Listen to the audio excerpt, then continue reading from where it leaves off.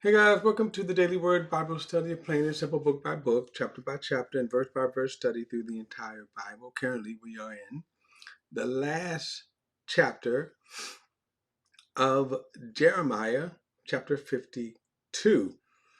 And the last three chapters were a long, detailed read because God is very detailed when He gives prophecy. So I know it was tedious.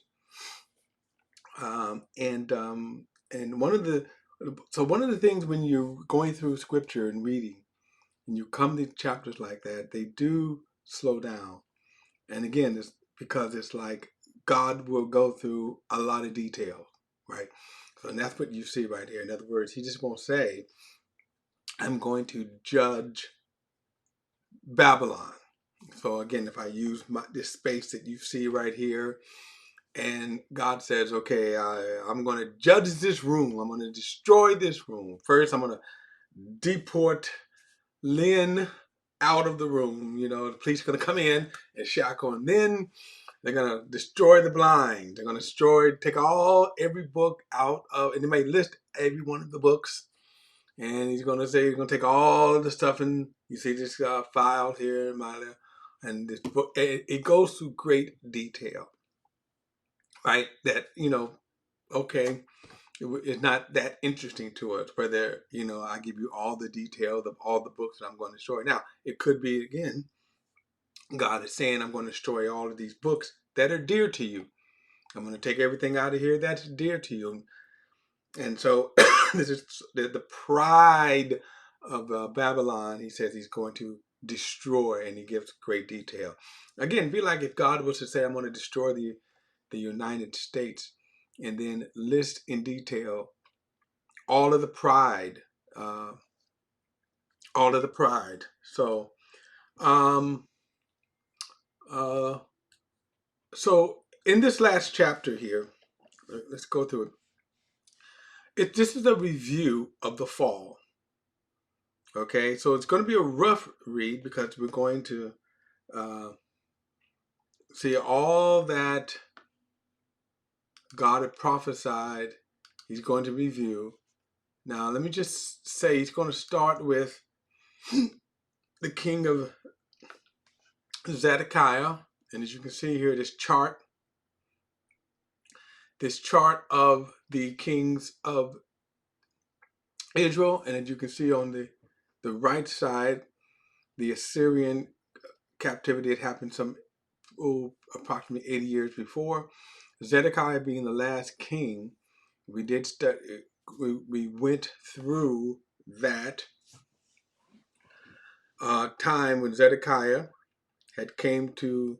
Well, first of all, a lot of the officials had Jeremiah arrested and treated him harshly. Zedekiah knew it. They knew he was wrong. Zedekiah knew Jeremiah was a true prophet.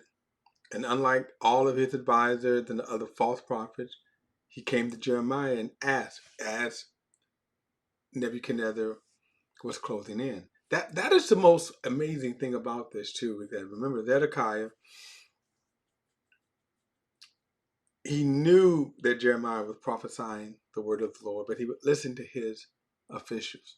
And as a result, he ended up being destroyed. At the timeline, we see that all of the prophecies go to the Babylonian exile. Okay. Now, if you read Matthew, I want to say Matthew, look, Matthew, I believe Matthew's genealogy of Jesus, and it goes from Adam to, I think, to David, David to the Babylonian exile. I mean, and that's a focus point, as I said before. But some of these prophecies here, if you go back to as far as 853 BC, there's Obadiah. All of these prophecies are the warnings of Israel to turn from their sins. Here is 835 BC. Joel, okay, then Amos. Now Jonah didn't really prophesy for Israel. Jonah had this other prophecy, but Hosea, notice this, around 766 BC. Isaiah, of course, the prophecy of Isaiah. This is a good chart. I love this chart too because you can also go back and read Kings and Chronicles. And then we come to the reign of, where are you at, Jeremiah? 627 BC. Jeremiah shows up, and then his prophecy, he shows up at around the end of Josiah. Then we see all of these prophecies. That's what I'm going to. All of these prophecies. This is God spends a lot of time. Notice this here: Jehoiakim in 597 BC.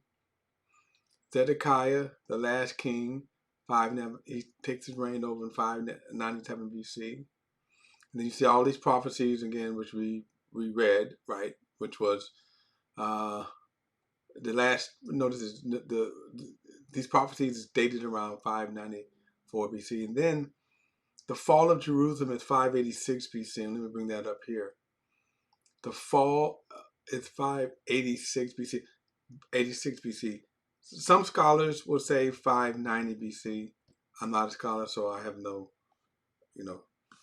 So, I mean, so prophetically, you see the timeline here that this wasn't something that happened overnight. God spent a lot of time trying to get Israel to change. So let's get into it. So this is, again, the review. You can say kind of a postscript. Don't know who's particularly writing this. So I don't know if Jeremiah is writing this or not, but this is sort of a postscript. It says, verse 1 says, Zedekiah was 21 years old when he became king, and he reigned 11 years in Jerusalem. So again, remember the timeline is not a long time from Josiah to the fall again. So anyway, his mother's name was Hamuta, the daughter of Jeremiah of Libnah. He also did evil in the sight of the Lord according to all that Jehoiakim had done. But because of the anger of the Lord, this happened in Jerusalem and Judah till he finally cast him out from his presence. Excuse me. Then Zedekiah rebelled against the king of Babylon. Now again, we read all of this when Zedekiah rebelled against the king. The people after him rebelled against the king of Babylon. Even though God said, look, if you surrender to Nebuchadnezzar, it will go well with you. I can't say great because, the reality has changed because of the king, they're in a different kingdom now. I mean, reality of life. But it would have been better for them. The alternative would have been famine, the sword, utter destruction. Verse 4. Now it came to pass in the 9th year of his reign, in the 10th month, on the 10th day of the month, that Nebuchadnezzar, king of Babylon, and all of his armies came against Jerusalem and encamped against it. And they built a siege wall against it all around. So the city was besieged until the 11th year of King Zedekiah. So again, about 2 years. Think about this. For 2 years, it just sat. That's what Nebuchadnezzar would do. The purpose was that people could not leave. Food could not get in. Supplies could not get in. So they would starve, is what he would do. And then they would become so weak. Verse 6 says, by the 4th month and on the 9th day of the month, the famine became so severe in the city that there was no food for the people of the land. Then the city walls were broken through, and all the men of war fled and went out of the city at night by way of the gate between the two walls, which was by the king's garden, even though the Chaldeans were near the city all around. And they went by way of the plain. But the army of the Chaldeans pursued the king and overtook Zedekiah in the plains of Jericho. All of his armies were scattered from him. So they took the king and brought him to the king of Babylon at Riblah in the land of Hamath. and he pronounced judgment on him. And the king of Babylon killed the sons of Zedekiah before his eyes, and he killed all the princes of Judah in Riblah. He also put out the eyes of Zedekiah, and the king of Babylon bound him in bronze fetters and took him to Babylon and put him in prison until the day of his death. This is so sad because he could have avoided this. God told him this would not happen to you if you surrender to the king. And in his hardness of heart, look at this. This just wasn't worth it. The anguish of heart. No, watch this. So he takes him, and in front of him, so he watches this, and he kills all of his sons and then blinds him. This is just, anyway. But he deserved this because he would not listen. The hardness of the heart is so unbelievable here.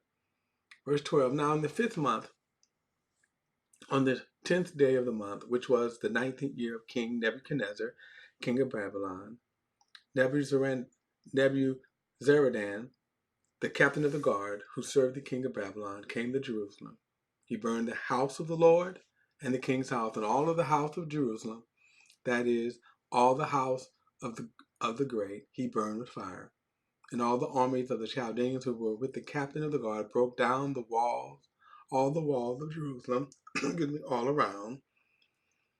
Then Nebuzaradan, the captain of the guard, carried away captive some of the poor people, and the rest of the people who remained in the city, the defectors who had deserted the king of Babylon, and the rest of the craftsmen. But Nebuzaradan, the captain of the guard, left some of the poor in the land as vine dressers and farmers. Now, one of those, by the way, who was left in the land was Jeremiah. He was allowed to roam free. God gave him favor. He says, the bronze pillars that were in the house of the Lord, and the carts and the bronze sea that were in the house of the Lord, the Chaldeans, broke into pieces and carried all the bronze to Babylon. They also took away the pots, the shovels, the trimmers, the bowls, the spoons, and all the bronze utensils with which the priests ministered. The basins, the fire pan, the bowls, the pots, the lampstand, the spoons, the cups, whatever was solid gold and whatever was solid silver, the captain of the guard took away. Now, if you go back and remember when Solomon created this, I don't think we realize how much of this stuff here that's listed of solid gold, just of gold. Half the time they didn't even bother with silver, but just gold. And then over the years, sometimes when they would conquer, some of the people would even take some of it, but they did not deplete the entire inventory. But this was a lot of stuff. You have to kind of go back and remember, this was a lot of stuff here. In other words, if you do an inventory and said how many of the pots and the cups, there were just a lot of them, and they were all made of gold. He said, verse 20 again, the 2 pillars, 1 sea, the 12 bronze bulls which were under it, and the carts which King Solomon had made for the house of the Lord. The bronze of all these articles were beyond measure. That's what I'm saying. It was just, you couldn't even count all of them. But now they're all being taken away. The temple is being completely destroyed. Verse 21. Now concerning the pillars, the height of one pillar was 18 cubits, which is about 18 inches. So a cubit is 18 inches, so 18, so I'm not going to do my math, but then he says a measuring line of 12 cubits could measure its circumference, and its thickness was 4 fingers. It was hollow. A capital of bronze was on it, and the height of one capital was 5 cubits, with the network and pomegranates all around the capital. All of the bronze, the second pillar, with the pomegranate was the same, and there was 96 pomegranates on the sides, all of the pomegranates all around on the network. were 100. So again, just verse 24 says the captain of the guard took Serai, the chief priest, Zephaniah, the second priest, and the doorkeeper. He also took out of the city an officer who had charge of the men of war, 7 men of the king's closest soldiers who were found in the city, the principal of the army, scribe of the army, who mustered the people of the land, and 60 men of the people of the land who were found in the midst of this city. And Zeradan, the captain of the guard, took these men and brought them to the king of Babylon in Riblah. Then the king of Babylon struck them and put them to death at Riblah in the land of Hamath. Thus Judah was carried away captive from its own land. Now again, these men followed the false prophecies, the false prophets. God told them if they would surrender. In other words, the conquering was going to happen. Jerusalem was going to fall. He said, but if you would surrender, it will go well with you. Now, in this case, they died. They would be put to death. In Zedekiah's case, he spent the rest of his life in jail, blind, tortured. Think about the anguish, too, that he probably had to live under. Verse 28, these are the people whom Nebuchadnezzar carried away captive in the 7th year, 3,023 Jews, and in the 18th year of Nebuchadnezzar carried away captive from Jerusalem 832 people. In the 32 year of Nebuchadnezzar, Zeradan, the captain of the guard, carried away captive of the Jews 745 persons. All the persons were 4,600 that were carried away during this last raid or invasion. Okay. Verse 31. He says, now it came to pass in the 37th year of the captivity of Jehoiakim, king of Judah, in the 12th month, in the 25th year of the month, that Evil-Merodach, king of Babylon, in the 1st year of his reign, lifted up the head of Jehoiakim, king of Judah, and brought him out of prison. He spoke kindly to him and gave him a more prominent seat than those of the kings who were with him in Babylon. So Jehoiakim changed from his prison garments, and he ate bread regularly before the king all the days of his life. And as for his provisions, there was regular rations given him by the king of Babylon, and a portion for each day unto his death, all the days of his life. Now, I'm not sure why Nebuchadnezzar did that, Jehoiakim, not sure, but anyway, he was in prison for many years, and then he spent the rest of his days. Okay, now this is what the people of Israel could have had they obeyed God.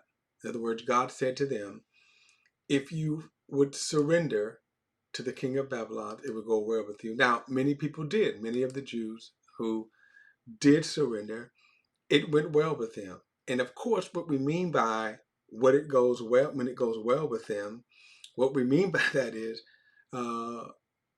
your new reality.